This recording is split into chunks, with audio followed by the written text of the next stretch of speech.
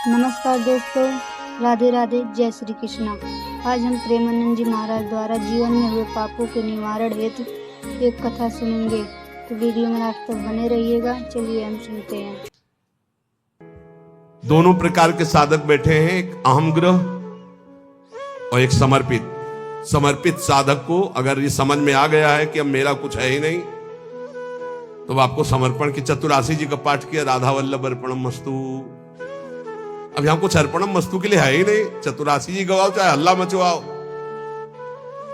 जितना बोलेंगे वो सब आपकी बात बोलेंगे।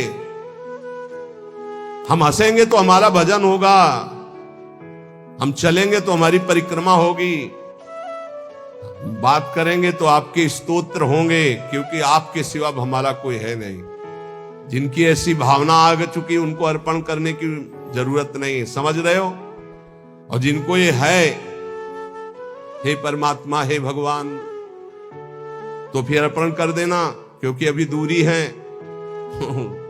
वही अर्पण कर दें अपने आप को हमारे ऊपर, बस ये बात रह गई है। समझ पाए। अब हमारा तो हो चुका, जो कुछ होना है उनकी तरफ से अर्पण करना रह गया है। समझ में आ रही। हम जितने हैं जैसे हैं, बोले अधूरा अर्पण है, तो कह तो रहे हैं हम जितने हैं जैसे हैं, हो चुका हमारी तरफ से, अब अपनी तरफ से कर लियो। अधूरे समझ में आ रहे ना, तो पूरे कर लियो। बोले कुछ अर्पण है, कुछ नहीं अर्पण है, तो सब अर्पण कर लो। अब हमारी तरफ से ऐसे हो चुका है, कोई परवाह नहीं। अगर ऐसा है तो बोलने की जरूरत नहीं, राधा वल्लभ अर्पणम मस्तु, ये बोलने की जरूरत नहीं। अगर ये है कि अभी हमारा कुछ है, तो पक्का बच जाओगे। हर कर्म प्रभु को अर्पित कर दो। इसमें कह रहे दैव मयिवा परे यज्ञम योगिनः परिपासते ब्रह्माग्नाव परे यज्ञम यज्ञे नयोपजुह्यति। एक है कि वो सब कर्म भगवान को समर्पित करते हैं, भगवान की सामर्थ्य से, भगवान के द्वारा दी वस्तुओं से भगवत कर्म हो रहे, भगवान को। एक है ब्रह्माग्नाव परे यज्ञम यज्ञे नयोपजुह्यति, ज्ञान के द्वारा। अब अपने अर्पणम मस्तु एक बार हो गई, अब बार बार नहीं होगी। गुरुदेव ने संकल्प करवा के तनुवांग मनोभिरमलई सोहम तवई आश। अब जैसे कोई आपसे कहे कि अधूरा अर्पण है, इसीलिए अनुभव में नहीं आ रहा है, तो आपसे हम सलाह ले रहे हैं क्या। अगर गुरु जी कह दे और श्री जी कह दे, तो उनसे भी कहना है कि जानते हो ना अधूरा है, आप भी जानते हो ना अधूरा है, तो पूरा कर लो। हमारा जितना होना था हो गया, आप कर, हमारी तरफ से अब काम खत्म। देख लो अंदर से, बिल्कुल हम वो बात कहते हैं जो मुक्त होना है, श्री जी से मिल जाना है। अपने ऊपर रखोगे तो पूरी जिंदगी भर परेशान रहोगे, वो खेलते रहेंगे, तुम्हारी तरफ नहीं देखेंगे।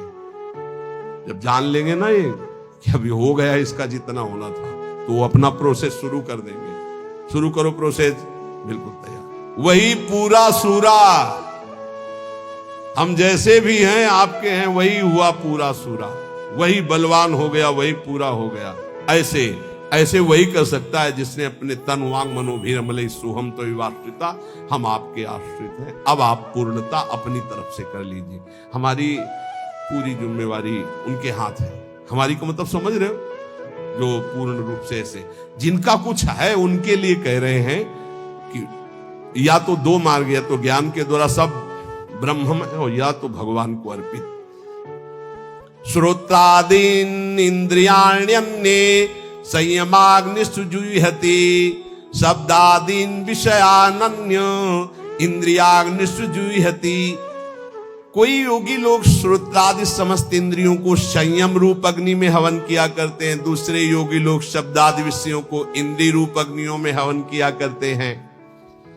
सर्वाणि इंद्रिय कर्माणि प्राण कर्माणि चापरे, आत्म संयम योगाग्नो जुह्यति ज्ञान दीपति। कोई योगी संपूर्ण इंद्रियों को क्रियाओं में और प्राणों की क्रियाओं की ज्ञान से प्रकाशित आत्म संयोग में समाधि योग रूपी अग्नि में हवन किया करते हैं।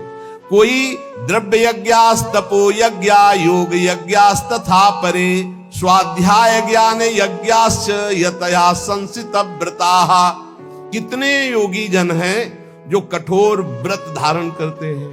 कोई द्रव्यमय यज्ञ, पैसे वाला यज्ञ करते हैं, कोई तपमय यज्ञ करते हैं, कितने योग यज्ञ करते हैं, कितने स्वाध्याय रूपी ज्ञान यज्ञ करते रहते हैं।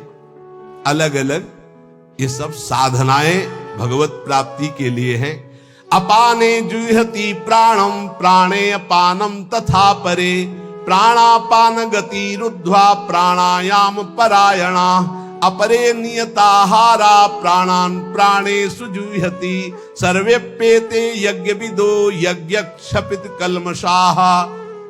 कुछ ऐसे योगी जन हैं जो प्राणायाम के परायण हुए, अपने अपान में प्राण का पूरक करके, प्राण और अपान की गति का रोक करके, कुंभक करके, फिर प्राण में अपान का हवन रेचक करके, अर्थात पूरक कुंभक रेचक, रेचक कुंभक पूरक, ऐसे प्राणायाम करते।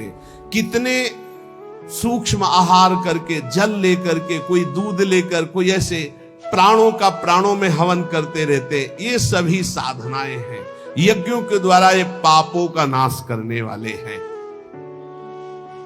साधन इतने वर्णन किए गए हैं कि इनमें ज्यादा रुचि होती। बोले 4 वर्ष से केवल पानी में, 10 वर्ष से केवल दूध में, 15 वर्ष से फलाहार, इनका बड़ा महत्व वर्णन संसार में होता है। और रात दिन प्रत्येक श्वास नाम में स्वाहा हो रही, ये सब यज्ञ वर्णन की है। लेकिन भगवान ने सबसे बड़ी यज्ञ कौन कहा है? यज्ञानाम जप यज्ञोस्मि। यज्ञों में सबसे बड़ी यज्ञ मैं हूं, जप यज्ञ। राधा राधा राधा। न 1 रुपया का खर्चा है, और ना आप ये बोल सकते हो कि 10 वर्ष से पानी नहीं पी के रह रहे हैं या फलाहार करके रह रहे हैं। और इतनी बड़ी यज्ञ कि सब यज्ञ इससे छोटी है। यज्ञानाम जप यज्ञोस्मि। इस पर रुचि नहीं होती, क्योंकि आप इस पर ज्यादा पोस्टर बैनर नहीं छपवा सकते। अहम ज्यादा इसमें पुष्ट नहीं हो सकता, आम नष्ट होता है इसमें। इतने प्राणायाम, इतने घंटे के समाधि, इतने दिन फलाहार, इतने ही जलाहार, इतने दुग्धाहार, ऐसा ऐसा ऐसा, वो सब आपके अहम में स्थित है। इसी अहम का ब्रह्म में लीन हो जाना सबसे बड़ी यज्ञ है, और वो होता है भजन के द्वारा। इसलिए सब बातें सुनना है। हमारी सबसे बड़ी यज्ञ है हर श्वास नाम में आहुति देना। राधा राधा राधा। संतों की वाणी पर दृढ़ विश्वास कर लो, भगवान अपनी बात झूठी कर सकते, संतों की नहीं। जब भीष्म जी ने भगवान को देखा, दासी रूप से द्रौपदी को लेकर हमारे पास आए और हमें छल से आशीर्वाद दिलवा दिया, सौभाग्यवती भव। तब कहा ठीक है, मुझे पता चल गया है कि मेरे प्रण का तो खंडन होगा ही, क्योंकि आप हो। आपने जब मैंने प्रण लिया 5 पांडवों को जीवित रहा तो मारूंगा, तो आपने सौभाग्यवती का आशीर्वाद दिलवा दिया। तो आज मैं गंगा पुत्र भीष्म आपके बल से प्रण लेता हूं कि आपने जो प्रण किया था कि महाभारत युद्ध में अस्त्र नहीं कहूंगा, तो मैं गंगा का पुत्र भीष्म नहीं कहलाऊंगा यदि कल तो आपसे अस्त्र ग्रहण न करवा दूं। भगवान ने कहा आपके लिए, पर अपना प्रण तोड़ना है मेरे लिए कोई खास बात। अपनो प्रण विसार भगत को पूर्व प्रण निभाओ। ये महान रसिक महापुरुष कह रहे हैं, सकृदपि यदि दृष्टा हंत वृंदाटवी तुम सकृदपि यदि राधा कृष्ण नामाभ्यधाई। वृंदावन में आकर के यदि जय जय श्री राधे बोले या राधा कृष्ण नाम उच्चारण किया, सकृदपि यदि भक्त्या सन्नतस्त्वत् प्रपन्नो, भक्ति भाव से भरकर वृंदावन में एक बार प्रणाम कर लिया, एक बार लौट गए, तो ध्रुव महा, ध्रुव माने सत्य, आहा परम सत्य बात है, माम नो उपेक्षतास। हे वृंदावन, आप कभी उसकी उपेक्षा नहीं करेंगे, अर्थात उसको निश्चित आप अपने में बुला लेंगे। एक बार वृंदावन आ गया, एक बार यहां आकर जय जय श्री राधे बोला, यार बोल देते हैं एक बार, जय जय श्री राधे श्याम। बोले सकृदपि यदि राधा कृष्ण नामा। तो ये कथा कैसी लगी हमें कमेंट करके ज़रूर बताएं, और वीडियो अच्छी लगी हो तो चैनल को सब्सक्राइब कर लें, क्योंकि प्रेमानंद जी महाराज द्वारा बताए गए निम्न बातों को इस चैनल पर दिखाया जाता है।